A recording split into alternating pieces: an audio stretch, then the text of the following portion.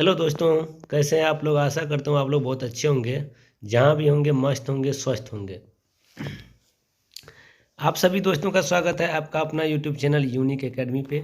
मैं राहुल कुमार आज बात करने वाला हूँ दोस्त, ईवीएस के 30 अति महत्वपूर्ण प्रश्न का डिस्कस करने वाले हैं। ठीक है, जो बहुत ही वीवी आए हैं। ठीक है दोस्त, तो चलिए अब हम लोग बात करते हैं अपने पॉइंट पे। और आप लोग देखिए, एक एक क्वेश्चन आपके लिए बहुत ही इंपॉर्टेंट है। देखिए, पहला क्वेश्चन कह रहा है, बिहार के गांवों में बहुत से किसान मधुमक्खी पालन करते हैं और अतिरिक्त शहद जमा करके बेचते हैं। मधुमक्खी पालन शुरू करने का सबसे अच्छा समय कौन सा है? आप लोग कंटेंट में पढ़े होंगे, मधुमक्खी पालन करने का सबसे अच्छा समय कौन सा है। देखिए, पहला ए में दिया है जनवरी से मार्च, बी में दिया है अप्रैल से जून, सी में दिया है जुलाई से सितंबर और डी में दिया है अक्टूबर से दिसंबर। तो दोस्त देखिए, एक एक क्वेश्चन जो लिया हूँ ना, वो लेवल बाय लेवल लिया हूँ। पहले आसान होगा, फिर उससे थोड़ा हार्ड, फिर उससे थोड़ा हार्ड। मतलब आपको एक एक लेवल का क्वेश्चन देखने को मिलेगा, जो आपके लिए बहुत इंपॉर्टेंट है, खासकर सीटेट के व्यू से। तो इसका आंसर दोस्त हो जाएगा, आप भी जानते हैं इसका आंसर कौन सा हो जाएगा, डी। थ्योरी अगर पढ़े हैं आपको पता चल गया होगा कि इसका आंसर हो जाएगा अक्टूबर से दिसंबर माह में मधुमक्खी पालन करने का सबसे बेहतर समय माना जाता है। अब किया भी जाता है, ठीक है, माना क्या जाता है, इसको किया जाता है। ठीक, देखिए आंसर भी दिया हुआ है।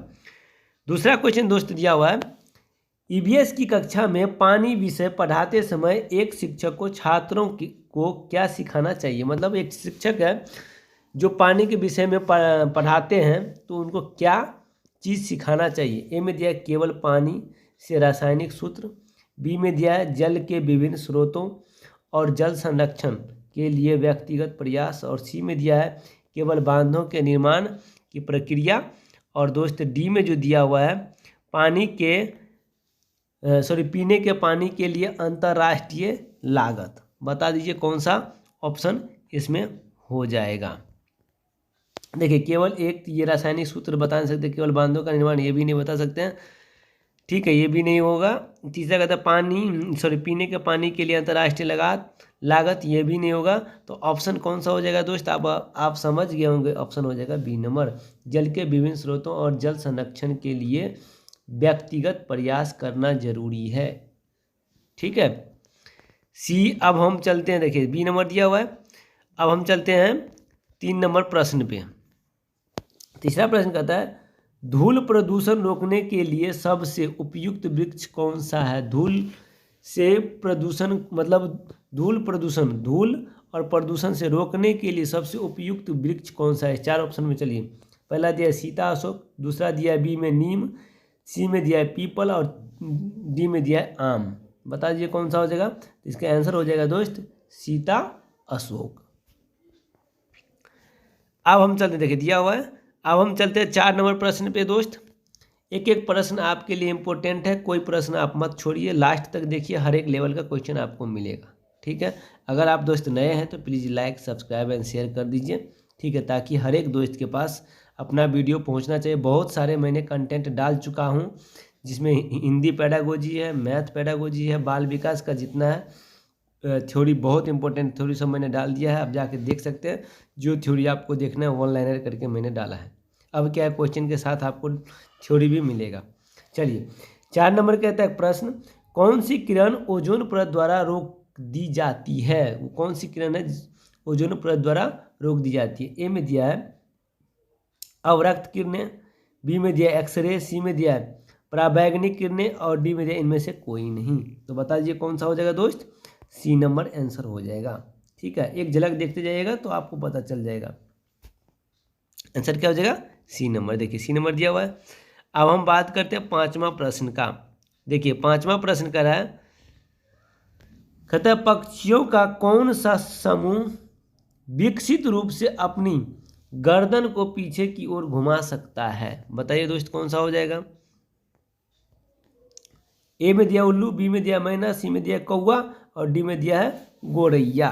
तो इसका कौन सा आंसर हो जाएगा, आप भी जानते हैं उल्लू। उल्लू देखिए ऐसा पक्षी है जो अपने गर्दन को हद तक पीछे घुमा सकते हैं, और 270 डिग्री तक ये अपने गर्दन को पीछे घुमा सकते हैं। ठीक है, 270 डिग्री तक लगभग समझिए कि ये पूरा घुमा सकते हैं। ठीक है, और हद तक पूछे तो भी उल्लू। ये दिन में नहीं, ये रात में जो है इसको रात्रिचरी कहा जाता है। मतलब रात में ये अपने भोजन के तलाश में निकलते हैं, क्योंकि दिन में इसे दिखता नहीं है। ठीक है, आंसर हो जाएगा दोस्त ए नंबर। देखिए दिया हुआ है। अब हम चलते हैं प्रश्न संख्या 6 पे। पर्यावरण अध्ययन ईवीएस की प्रकृति कैसी है? पहला में ए दिया है अनुशासनात्मक, बी दिया है एकीकृत, सी में दिया है स्थितिक और डी में दिया है केवल सैद्धांतिक। बता दीजिए कौन सा होगा? एकीकृत हो जाएगा। ठीक है दोस्त, क्योंकि पर्यावरण का ये नेचर ही है एकीकृत। देखिए दिया हुआ है। 7वां प्रश्न दोस्त कह रहा है प्राथमिक स्तर पर ईवीएस पाठ्य पुस्तक में किस बात की आवश्यकता नहीं होनी चाहिए? कहता है प्राथमिक स्तर पर 1 to 5 के स्तर पर ईवीएस में क्या चीज़ की बातचीत नहीं होनी चाहिए? कहने का मतलब है किस चीज़ का आवश्यकता नहीं होनी चाहिए, ये कह रहा है। ए में दिया है प्राकृतिक और सामाजिक सांस्कृतिक वातावरण को एकीकृत तरीके से प्रस्तुत करना।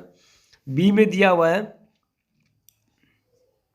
देखिए बी में दिया हुआ है छात्रों की विविध पृष्ठभूमि को पूरा करना। सी में दिया हुआ है कहानियों और घटनाओं को शामिल करना। डी में दिया परिभाषाओं और अमूर्त अवधारणाओं की व्याख्या पर ध्यान केंद्रित करना। तो बता दीजिए दोस्त कौन सा हो जाएगा आंसर? देख लीजिए क्वेश्चन देख लिए दोस्त, बता दीजिए कौन सा हो जाएगा। बी नहीं होगा, ए भी नहीं होगा, सी देखिए सच्ची का ये भी नहीं होगा, ये भी नहीं होगा। इसका डी क्या है? परिभाषाओं और अमूर्त अवधारणाओं की व्याख्या पर ध्यान केंद्रित करना। यही क्वेश्चन के अकॉर्डिंग होगा कि कहता है किस चीज़ का, क्वेश्चन में भी बोला है दोस्त क्या चीज़ नहीं होना चाहिए। तो भाई ये तो होना चाहिए प्राकृतिक सामाजिक सांस्कृतिक वातावरण को एकीकृत तरीके से प्रस्तुत करना। ये पॉजिटिव है, हमको पूछ रहा है निगेटिव में, इसीलिए ये देखिए ये तो बच्चे के लिए है सच्ची कहानी घटनाओं को शामिल करना चाहिए, लेकिन ये जो है परिभाषा के माध्यम से आंसर हो जाएगा क्वेश्चन के अकॉर्डिंग डी नंबर। ठीक है दोस्त, क्योंकि निगेटिव पूछा है तो आपको निगेटिव ही जवाब देना है। दिया हुआ है ना दोस्त, देखिए आंसर भी दिया हुआ है। अब हम चलते हैं प्रश्न संख्या 8। बच्चों को पौधों के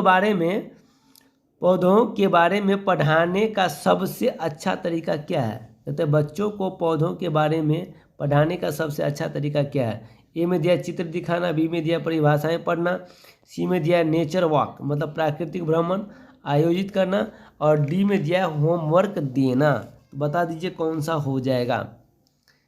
और वो भी ध्यान रखना है कौन सी सब्जेक्ट का बात कर रहा है। ठीक है, इसमें देखिए चित्र दिखाना इतना बेहतर नहीं होगा, परिभाषाएं तो बिल्कुल, होमवर्क देना तो प्रकृति भ्रमण करना आयोजित मतलब बच्चे को भ्रमण पे ले जाना, उसके बाद पौधे के बारे में जानकारी देना, ये बच्चे को अच्छे तरीके से समझ में आएगा। इसीलिए इसका ऑप्शन हो जाएगा दोस्त सी नंबर। दिया हुआ है ना। देखिए अब हम चलते हैं 9 नंबर प्रश्न संख्या 9 पे। पर्यावरण संरक्षण को कौन बढ़ावा देता है? पर्यावरण संरक्षण को कौन बढ़ावा देता है? प्लास्टिक जलाना, पानी बर्बाद करना, सी कह रहा है सौर ऊर्जा का उपयोग करना, और डी कह रहा है पेड़ काटना। बताइए पर्यावरण का संरक्षण ये देगा पेड़ काटना? बिल्कुल नहीं, ये तो और हानि पहुंचाएगा। बचाएगा क्या? बताइए क्या सी नंबर होगा? पानी का बर्बाद करना? बिल्कुल नहीं। प्लास्टिक जलाना ये तो और प्रदूषित करेगा। तो कौन सा ऑप्शन हो जाएगा? सौर ऊर्जा का उपयोग करना पर्यावरण संरक्षण को बढ़ावा देता है। ऑप्शन आंसर हो जाएगा हमारा सी नंबर। ठीक है दोस्त, आगे मैं बात करता हूं आपको प्रश्न संख्या, देखिए आंसर भी दिया है सौर ऊर्जा का उपयोग करना। अब हम चलते हैं 10 पे, प्रश्न संख्या 10। देखिए कहता है स्लॉथ के बारे में सही कथन चुनिए। आप लोग स्लॉथ के बारे में पढ़े होंगे दोस्त, ये 17 घंटा सोते हैं, क्या है नहीं है सब आप लोग पढ़े हैं। ठीक है, और साथ में आप लोग थ्योरी जाके देख लीजिए ताकि आपको कहीं से कंसेप्ट छूटे ना। देखिए कहता है स्लॉथ के बारे में हमको देखना है कौन सा सही कथन है। ए में दिया है ये 10 घंटे सोते हैं, बी में दिया है ये 17 घंटे पेड़ से उल्टे लटक कर सोते हैं, सी में ये दिन में 5 घंटे जागते हैं, और डी कहता है ये 20 घंटे सोते हैं। ये कौन सा ऑप्शन इसमें सही है जो स्लोथ से रिलेटेड परफेक्ट आंसर को बताता है। आप अगर थ्योरी पढ़े होंगे तो आपको पता होगा ये 17 घंटे पे कहते हैं ना, भालू जैसा दिखता है पर भालू नहीं है, स्लोथ ही है। और ये 17 घंटे उल्टे लटक कर क्या करते हैं दोस्त, सोते हैं। आंसर हो जाएगा बी नंबर।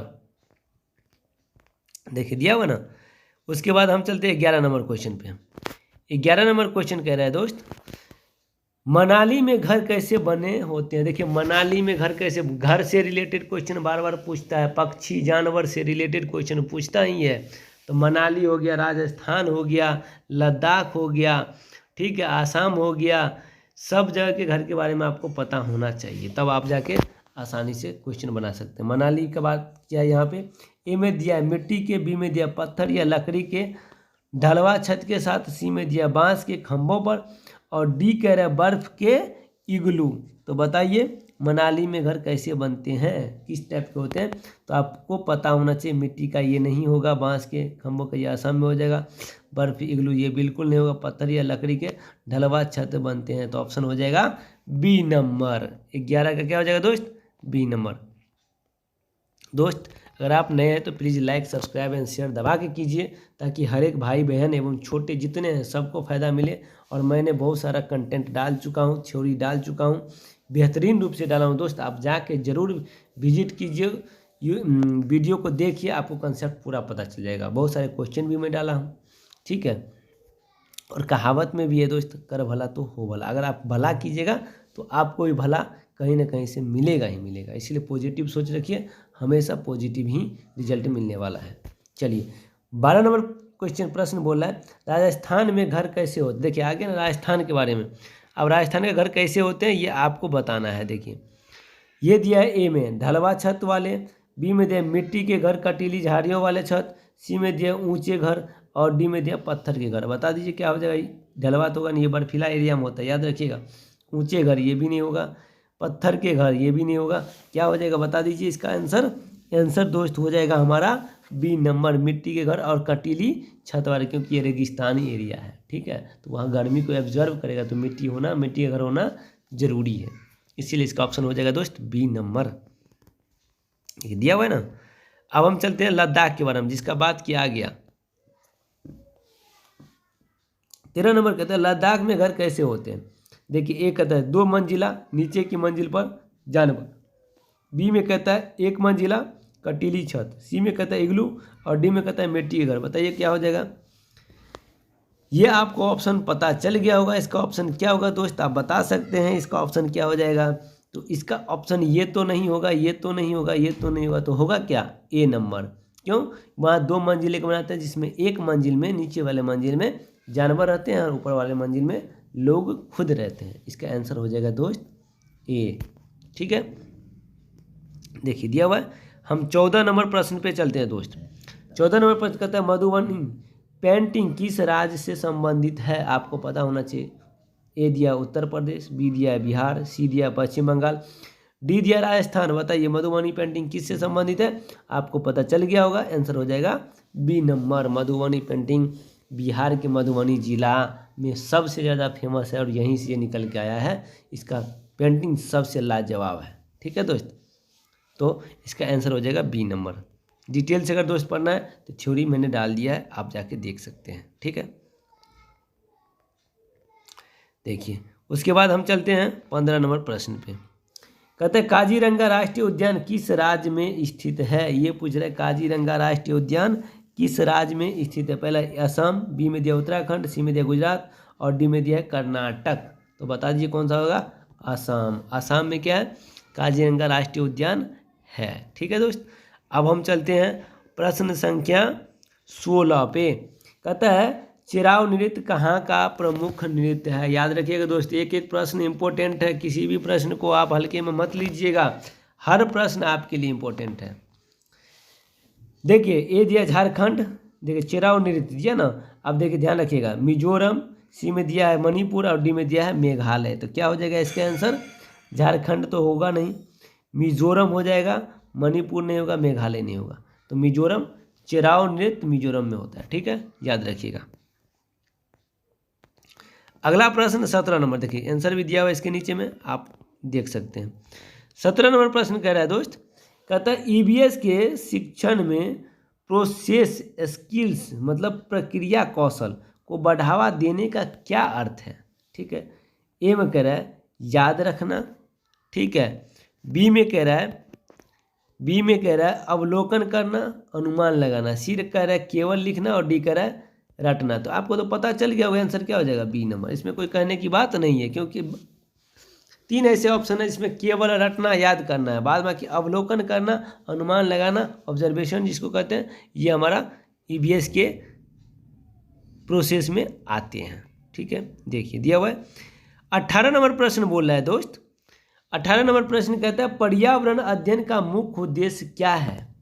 रटना है क्या, ए कह रहा है, बी कह रहा है पर्यावरण और उसकी सुरक्षा के जैविक और सामाजिक पहलुओं का अध्ययन करना, सी कह रहा है केवल परीक्षा पास करना, डी कह रहा है परिभाषा याद करना। क्या देखिए, सबसे बड़ी बात है जो नहीं होगा उसको अलग कर लीजिए, अपने आप आपको आंसर आ जाएगा। एलिमिनेशन मेथड लगाइए, आंसर तुरंत आएगा। ठीक है, तो इसका आंसर क्या हो जाएगा दोस्त, बी नंबर आंसर हो जाएगा। ठीक है, क्वेश्चन का ऑप्शन देखते ही आपको पता चल जाएगा। ठीक है दोस्त, अगला पे हम बात करते हैं 19 नंबर, पारिस्थितिकी तंत्र में परस्पर जुड़ी हुई श्रृंखलाओं के समूह को क्या कहा जाता है।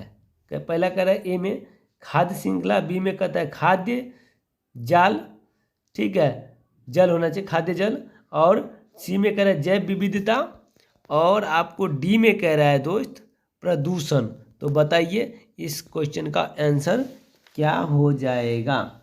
ठीक है, इसका आंसर क्या हो जाएगा बताइए, पारिस्थितिक तंत्र इकोसिस्टम में परस्पर जुड़ी हुई श्रृंखलाओं के समूह को क्या कहा जाता है। आपको पता चल गया हो गया, क्या हो गया, बी नंबर खाद्य जल। ठीक है दोस्त, देख लीजिए ऑप्शन भी दिया खाद्य जल, खाद्य जाल। हाँ ठीक, अब हम देते हैं 20 नंबर क्वेश्चन का बात करते हैं दोस्त। अगर आप नए हैं तो please like subscribe and share दबा के कीजिए दोस्त। बहुत सारे ऐसे हम कंटेंट लेके आने वाले हैं जो धमाल मचाएगा, एक एक कंटेंट देख लीजिएगा, कहीं नहीं मिलेगा इतना बेहतर कंटेंट जैसा मैंने अभी डाल रखा है, आप जाके देख लो एक बार। 20 कहता है विश्व पर्यावरण दिवस कब मनाया जाता है। ये आप लोग जानते हैं, बहुत फेमस है, जो पर्यावरण से रिलेटेड है और ये आपको आना ही चाहिए।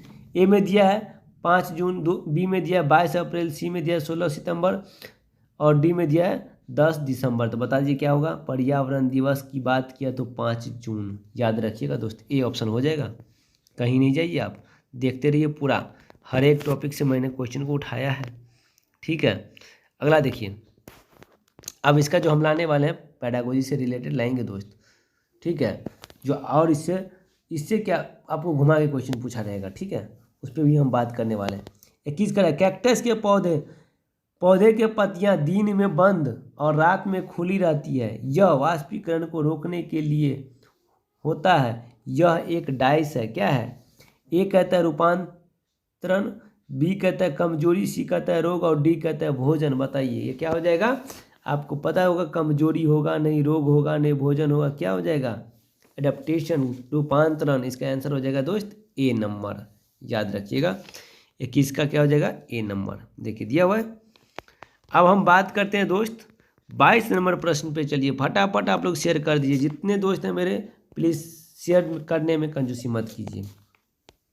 22 कहता है ईवीएस की कक्षा में आकलन का सबसे अच्छा तरीका क्या है। ईवीएस की कक्षा में अगर आकलन करने का सबसे अच्छा तरीका है तो कौन सा है, इस ऑप्शन के अकॉर्डिंग आप चलिए। कहता है पेन पेपर टेस्ट, बी कह रहा है पोर्टफोलियो, सी कह रहा है याद रखने का टेस्ट और डी कह रहा है होमवर्क की जांच। बताइए कौन सा होगा, बहुत बेहतरीन है।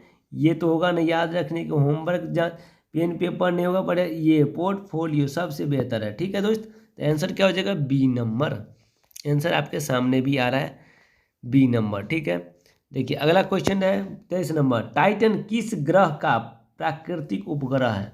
ए में दिया बृहस्पति, बी में दिया शनि, सी में दिया मंगल और डी में दिया है शुक्र। तो बता दीजिए कौन सा हो जाएगा, इसका आंसर हो जाएगा दोस्त शनि हो जाएगा। ठीक है, उसके बाद देखिए 24 नंबर प्रश्न कह रहा है दोस्त, 24 नंबर, वनों के हास मतलब लॉस ऑफ फॉरेस्ट का कारण नहीं है। मतलब फॉरेस्ट बोले तो वनों का लॉस होने का कारण नहीं है। कौन सा कारण नहीं है? शहरीकरण के कारण नहीं होता है क्या? बी कह रहा है खेती का विस्तार करने से नहीं होता है क्या? और सी कह रहा है वनीकरण, और डी कह रहा है उद्योग। बताइए कौन सा ऐसा है जिसके कारण हमारा वन का क्षति या हास लॉस नहीं होगा? तो अब आप बता दीजिए इसका आंसर कौन सा हो जाएगा। पहले देखिए, शहरीकरण होने से तो लॉस होगा, खेती का विस्तार करेंगे तो लॉस होगा, बिल्कुल लॉस होगा भाई। उसके बाद देख लीजिए सी में कह रहे हैं वनीकरण करेंगे, हाँ वन लगाएंगे तो लॉस नहीं होगा, आंसर यही हो जाएगा। डी कहते हैं उद्योग लगाने से तो हमारा वन का लॉस होगा, तो आंसर हो जाएगा दोस्त सी नंबर, याद रखिएगा, बहुत इंपॉर्टेंट क्वेश्चन है। अब हम चलते हैं 25 नंबर प्रश्न पे दोस्त। 25 नंबर प्रश्न कहता है ईवीएस में बच्चों को कहानी के माध्यम से पढ़ाने का उद्देश्य क्या है?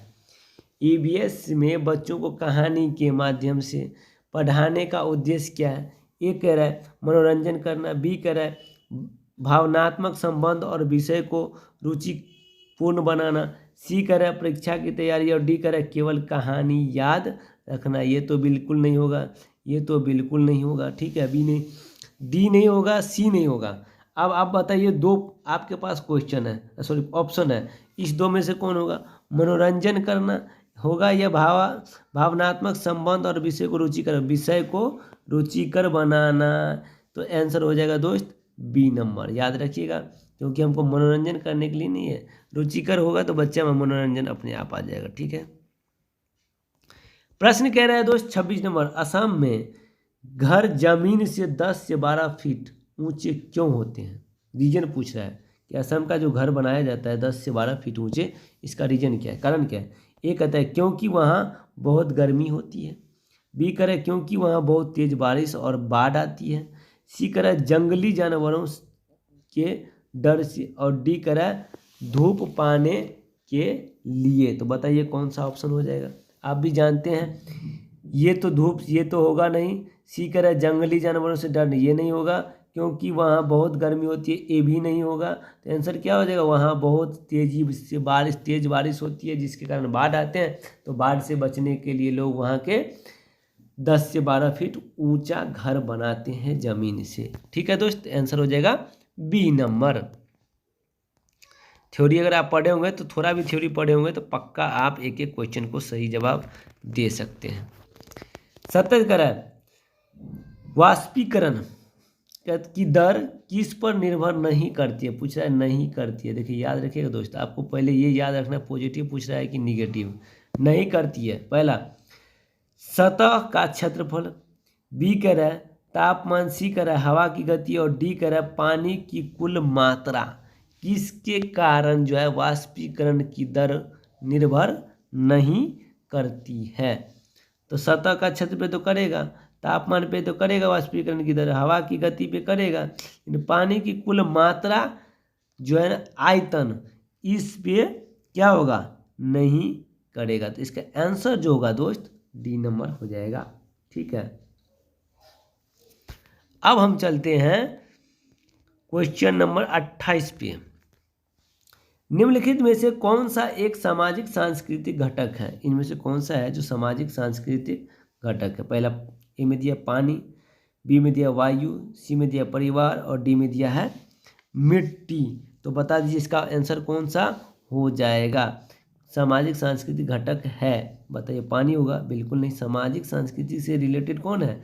वायु होगा क्या? नहीं। ये होगा क्या? बिल्कुल नहीं। ये हो जाएगा सी नंबर, ऑप्शन हो जाएगा दोस्त सी नंबर, क्योंकि समाज से संस्कृति से जुड़ा हुआ जो हमारा है वो परिवार है, इस ऑप्शन के अकॉर्डिंग आंसर हो जाएगा सी नंबर। अब हम चलते हैं दोस्त 29 नंबर क्वेश्चन पे। कहता है यदि ईवीएस में बच्चों को मैपिंग सिखाई जाती है तो इससे कौन सा कौशल विकसित होता है? मतलब मैपिंग अगर सिखाइएगा तो कौन सा कौशल विकसित होगा बच्चे में, ठीक है। इसमें ऑप्शन में दिया हुआ है दोस्त केवल चित्र, पहला ऑप्शन ए में, बी में दिया स्थानिक समझ और दिशा का ज्ञान, सी कहता है याद रखने की शक्ति, और डी कहता है लिखना। ये भी नहीं होगा, ये भी नहीं होगा, केवल चित्र बनाना नहीं होगा, तो क्या हो जाएगा दोस्त बी नंबर ऑप्शन हो जाएगा। स्थानिक समझ और दिशा का ज्ञान हो जाएगा मैपिंग सिखाने से, कौन सा दिशा किधर है, क्योंकि मैप जो बनता है वो दिशा पे ही निर्भर करता है। ठीक है दोस्त, आंसर हो जाएगा बी नंबर। देखिए लास्ट क्वेश्चन है दोस्त इसका जो है लास्ट क्वेश्चन हमारा है, कहता है ईवीएस पेडागोजी के अनुसार शिक्षक को रटने के बजाय किस पर जोर देना चाहिए। कहता है रटना नहीं है, बजाय पूछ रहा है ना, तो रटने के बजाय मतलब रटना नहीं है, उसके अलावा किस पे जोर देना चाहिए। ए कह रहा है परिभाषा पर, बी कह रहा है करके सीखने पर, सी कह रहा है किताब पढ़ने पर, डी कह रहा है चुप रहने पर। तो हमको क्या चीज़ पे जोर देना चाहिए जो बच्चा रट नहीं सकता है। परिभाषा बिल्कुल नहीं, ये तो ऑलरेडी निगेटिव में आ जाएगा। किताब पढ़ने पर ये भी नहीं, चुप रहने पर ये भी नहीं। तो सबसे व्यापक आंसर जो है दोस्त इस क्वेश्चन में ऑप्शन में ये हो जाएगा बी नंबर, करके सीखने पे जोर देना है तो बच्चा रटेगा नहीं। ठीक है, आशा करता हूँ दोस्त आप लोग बहुत अच्छा से समझ गए होंगे। अगर आप नए हैं तो प्लीज़ बार बार कहता हूँ कि लाइक सब्सक्राइब एंड शेयर कीजिए, अपने दोस्तों को शेयर कर दीजिए दोस्त, ताकि हर किसी को भला हो सके। ठीक है, मैं यही कहना चाहता हूँ। थैंक यू दोस्त, वीडियो देखने के लिए बहुत बहुत धन्यवाद।